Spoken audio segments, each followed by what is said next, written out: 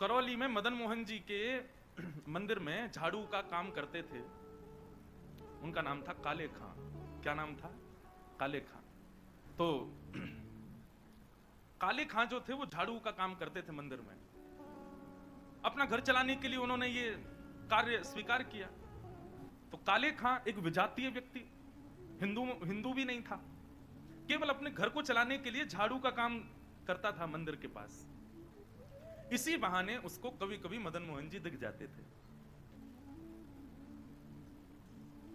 अब देखते देखते झाड़ू लगाते लगाते अब उसकी आदत में आ गया कि अब वो बिना श्याम सुंदर को देखे रह नहीं पाता। रोज मंदिर में जाता, झाड़ू लगाता और पीछे सीढ़ियों पे ही खड़ा हो जाता। अंदर तो जाने की उसको अनुमति नहीं थी। तो वहीं से भीड़ जब इधर उधर होती थी तो बीच में से थोड़ी सी झांकी श्री मदन मोहन जी की उसको दिख जाती थी। मानो उसको ऐसा लगता था उसका हृदय परम शीतल हो गया हो, परम आनंदित हो गया हो। धीरे धीरे भक्ति प्रस्फुटित होने लगी हृदय में।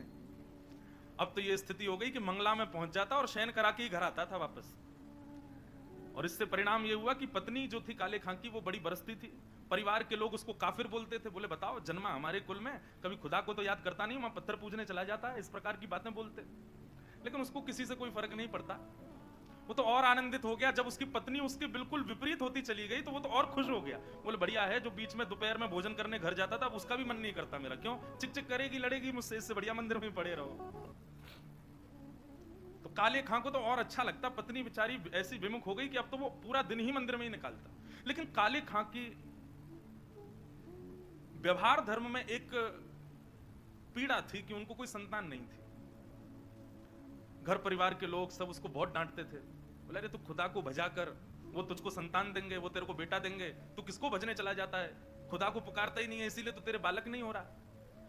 अब तो रोज की इतनी चिकचिक हो गई कि काले खां एक दिन मंदिर गया, मदन मोहन जी का श्रृंगार दर्शन कर रहा था।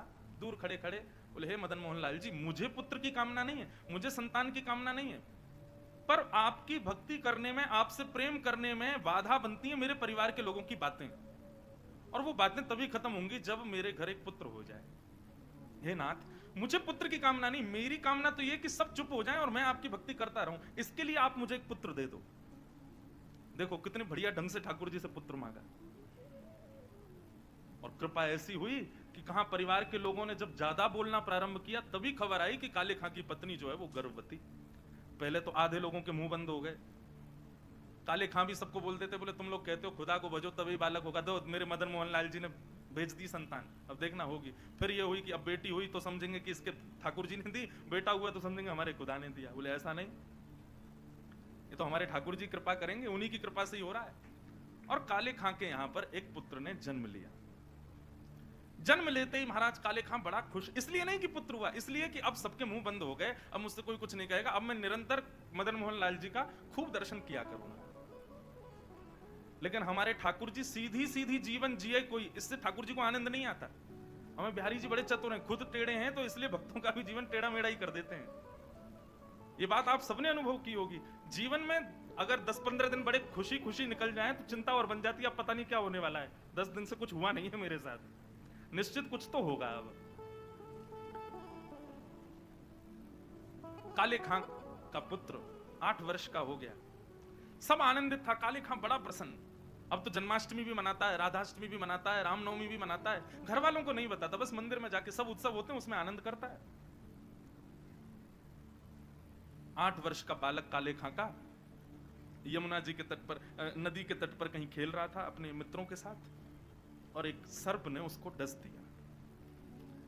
सर्प के डसते ही महाराज नीला पड़ गया उसका पुत्र, बेहोश होकर गिर गया। बालक दौड़े दौड़े गए काले खां के घर। काले खां तो मंदिर में था, उसकी पत्नी को जाके बताया। पत्नी रोते रोते मंदिर पहुंची, जाकर के बोली, बोले जल्दी चलो, हमारे बेटे को सर्प ने डस दिया है, वो नदी के तट पर बेहोश पड़ा है, मैं जा रही हूं उसके पास, तुम जाओ किसी झाड़ फूंक वाले को लेके आओ, हमारा बेटा मर जाएगा। लेकिन काले खां व्यस्त था ठाकुर जी की श्रृंगार आरती में, श्रृंगार आरती हो रही थी। पत्नी इतना बोल करके लौटने लगी, लौट करके उसने पीछे देखा कि आए कि नहीं, तो देखा तो काले खां तो ठाकुर जी को ही देख रहा था। पत्नी जाकर के बरसने लगी, बोले तुमको अभी भी यही दिख रहे हैं? अरे हमारा बेटा मरने वाला है, देरी करोगे, कोई झाड़ फूंक वाला नहीं पहुंचा तो उसकी मृत्यु हो जाएगी। लेकिन काले खां तो अभी भी मदन मोहन जी को ही देख रहे थे। पत्नी ने कहा, यदि मेरे पुत्र को कुछ हो गया ना तो फिर देखना मैं क्या करती हूं, तुम्हें और तुम्हारे इस मदन मोहन को दोनों को देखूंगी मैं। ऐसा कहकर के पत्नी तो चली गई।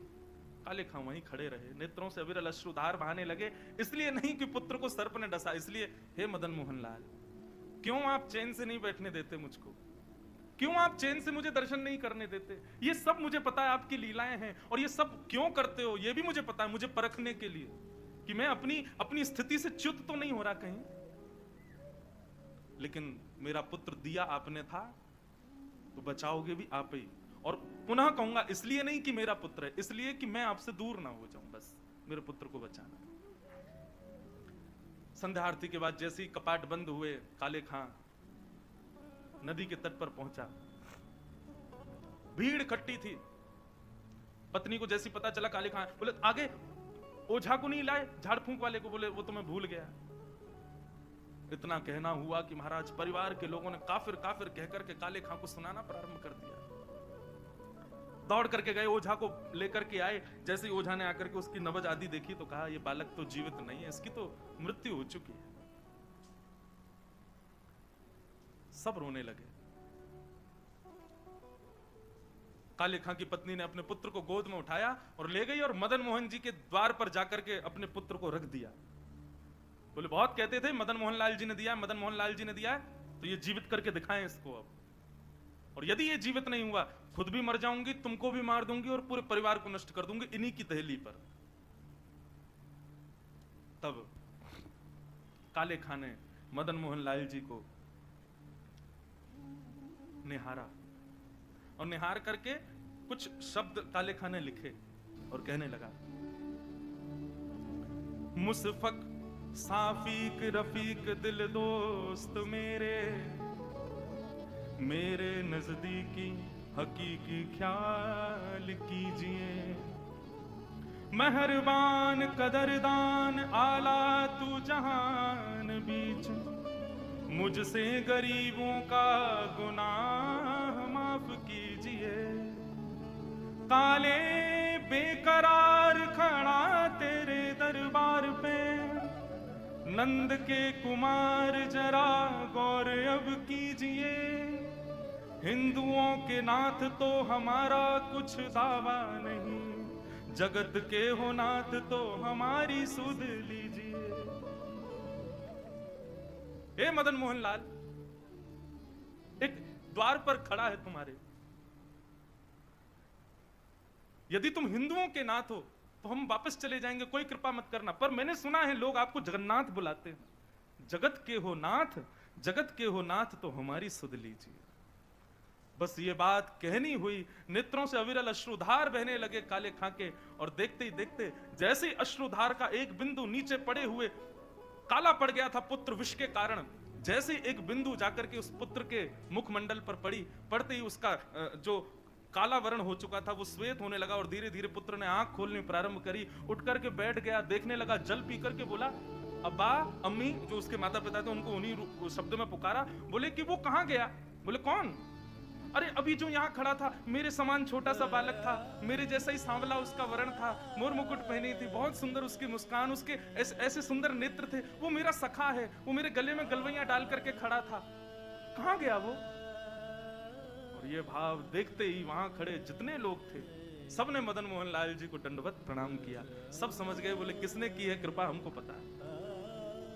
तब से लेके आज तक श्री मदन मोहन लाल जी की आरती होती है तो आरती होते ही वहां का एक आरती पूर्ण होते ही एक पंक्ति गाई जाती है, कारे के बेटा को जब कारे ने खाया, कारे के बेटा को जब काले ने खाया, कारे की कविता सुन बेटा जिवायो है। काले खां के बेटा को जब काले नाग ने खाया तब काले खां की कविता सुन करके उसके बेटा को जिवाने वाले बोल मदन मोहन लाल की जय।